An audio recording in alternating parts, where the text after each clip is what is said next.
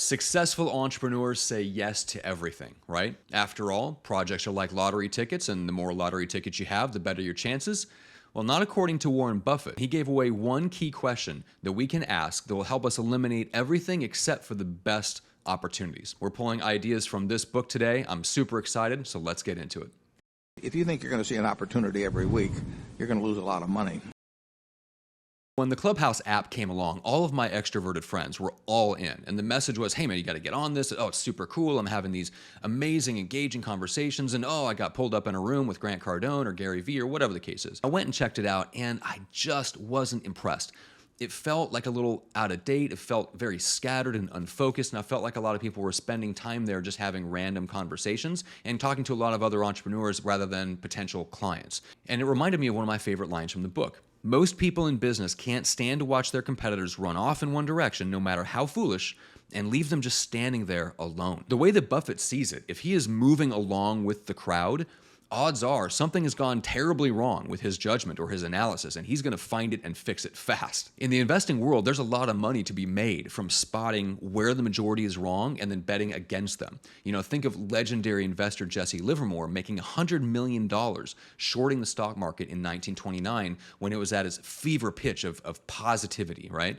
You know, Paul Tudor Jones does the same thing leading up to the '87 crash. Soros makes an entire career out of betting against the majority perception in the currency markets as he develops this really interesting theory of reflection. So we have all these examples in the investing world. So we know why Buffett does it. But what about entrepreneurs? Well, over in that world, we have examples like Mark Benioff, who basically bet against the prevailing view of all the biggest software companies in the world as he was building up Salesforce.com. Steve Jobs did the same thing when he built Apple because he decided to build a hardware company as opposed to just building software, which is what everybody was moving towards in Silicon Valley. And as a result, we have all these amazing devices like the iPhone and the iPad, and Apple is a flobbity-jillion-dollar company. So what gives you the courage and the conviction and the unshakable belief to go all in on one opportunity and then ignore what everyone else is doing and saying? Well, I think it comes down to timeless principles. We all need that foundation of timeless principles because that's what keeps us grounded in reality. It keeps us from running off the cliff with the rest of the crowd. It's one of the reasons I'm so obsessed with sharing those types of ideas on this channel. I love ideas, especially timeless ideas. And that brings us back to Buffett and his question. Now, before I reveal the question, if you love ideas like I do and you want to get to the next level as an entrepreneur, do all those things that tells YouTube you like the video. Hit like, share, subscribe, do all that stuff because it gets the algorithm to pay attention to this video and show it to more entrepreneurs. That's what we're looking to do. We want to impact more people. So with that being said, let's get to the question to help you sift out everything except for the best opportunities. And here it is.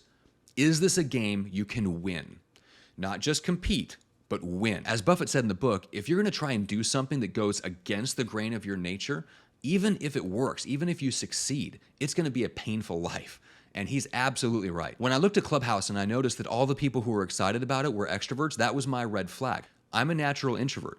So when I see extroverts telling introverts what to do for marketing, I know where that leads. And it leads to introverts burning out, trying to do the things that only extroverts get energy from. Even if I could be just as successful as the extroverts on a platform like Clubhouse, I still wouldn't want to do that because I don't get the energy back from conversations that extroverts do. So here's the end of that story. Within a couple of months, the maximum hype, February 21, a couple months after that, downloads are plunging off a cliff, and most of my extroverted friends are starting to lose their enthusiasm for the platform, and it just kind of faded away. And you'll have your own version of this. A great opportunity for someone else might not be the best opportunity for you.